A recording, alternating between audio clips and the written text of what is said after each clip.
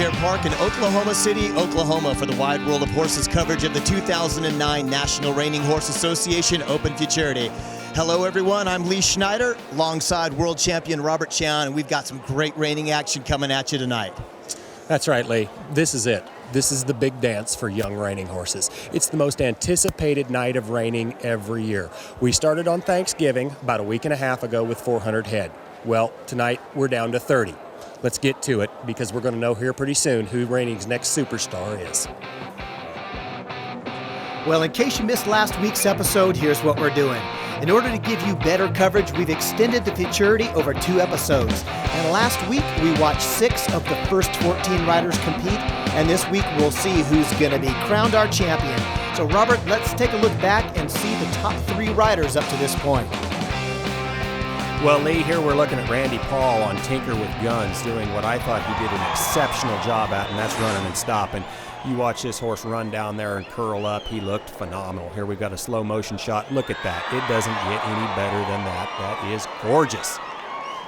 And then we had Casey Hinton on Little Magnum Jesse. Casey also had a great run, real physical, real aggressive. Now, you know, I'm not an NRHA Futurity judge, but I do get to play one on TV here, so that's kind of fun. Now, I would have had Casey and Randy swapped in the order, but you know, at this level, that's kind of like which girl's the prettiest. I mean, it's in the eye of the beholder. But I also thought Casey had a great run. One thing, though, that I totally agree with the judges on, and that is that this guy ought to be sitting in first. Yeah, this is a bionic run. Sean Flaherty and Gonna Trash It just lit the place on fire. We saw that right span there. I actually like the left one better. We're going to see it in slow motion. In-house, I think the left one was even faster.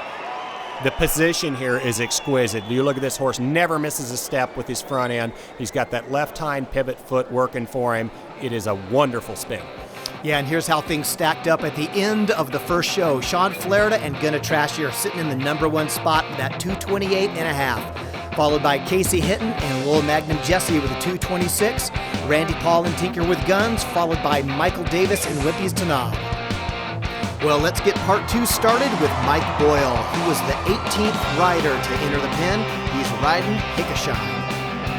I really liked Mike's run there to that first stop. It was real aggressive. He built all the way there. Horse stopped really nice, back straight and with some cadence. Nice maneuver. Let's check out his right spins here.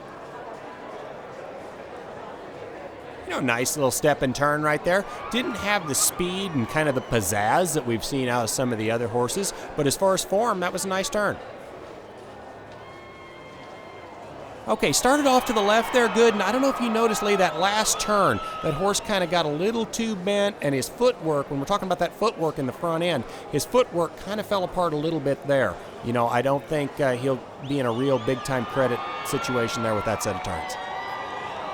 Well, it looks like Mike's got himself started off with a nice set of circles on this Son of Shine with a Twist that's out of the mare Hickory Missy, owned by Janie Borer. You know, Mike's from out there in Ione, California, and is actually a past NRHA president. I like the way Mike's got some slack hanging out there, and this horse is just standing kind of right between the reins there. That's a good thing, and what I mean by that is, horse isn't leaning out of that circle or leaning into it. He's just standing up, and his body kind of matches the circle that he's on. Comes around here for this lead change. Nice, clean lead change.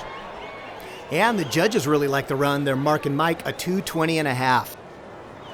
Well, once again, we're going to be looking at Sean Flaherty. This time he's riding Whiskey and Diamonds.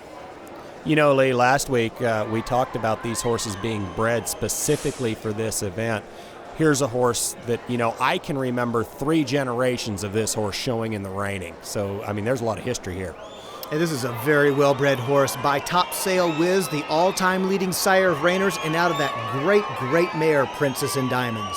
Yeah, and she was out of a mare named I'd Be a Princess that Doug Milholland showed years ago. But while we're losing ourselves strolling down memory lane here, let's get back to the fact that this is a really, really good set of left circles here. Started off slow on that first set, showing a lot of form. Goes 2 times around there, real aggressive, and just hammers that lead change just right. Backs off a little in speed, coming around the corner here. Remember, he wants that run, kind of like an airplane taking off. That runway should be just building, and then he hits that stop. You know, man, that horse could have gone to the ground a little better at the beginning of that stop, but overall that was a nice stop and rollback. Changes leads right there, not too far out of that rollback. Remember, he's got to be in that left lead when he goes around that corner to the left. Squares up real straight there. Boy, this is a really good angle of Sean pushing that horse to that stop. You see him kicking him all the way up into that stop. Very nice stop. Nice rollback. Gallops off the other way. Nice consistent picture here. Sean's looking over there for his last maneuver. Yeah, let's take a look back at this. You can see Sean looks over his shoulder right there before he's even into the corner. What's he looking for, Robert? I'm guessing right there he's probably looking for ground. You got to remember there's been twice as many stops down this side of the arena, and he would like to get some fresh dirt if he can find it. Looks like he found it. That was a beautiful stop right there. And next in, we're looking at Todd Bergen riding Smart Luck. And Robert, this is a horse that you and I are both very familiar with. Yes, we are, Lee. This is actually one of 2 horses this year to make the Open Finals here at the NRHA Futurity and made the Open Finals at the NRCHA Snafflebit Futurity. That's really hard to do. Oh, definitely. And you know, back at Snafflebit, after the first 2 legs of competition, the herd work and the rein work, Todd was actually leading the competition going into the fence work. So let's take a look back right now and see how things fared for Todd. So this horse has had some time to catch his air. Boy, Todd did a nice job shaping that cow right there in the corner. Run up here for this left-hand turn. Nice left turn. This cow kind of breaks off the fence right there. And this is going to be a high degree of difficulty to go gather this cow off over there to the right. You see that horse hit that stop right there and come out of that right-hand turn? That was good. Another really good left-hand turn now. Now he's a little behind and he's scrambling. He's going to have to catch up and get to the head. Oh, my. The horse just got a little strung out in that circle and just slipped and went down, and I don't blame Todd for his frustration at all. That could be a $100,000 slip. Yeah, Todd and Smart Luck were about 20 seconds away from possibly winning the NRCHA Snafflebit Futurity, but he's got him back here in the NRHA Futurity Finals and having a great run.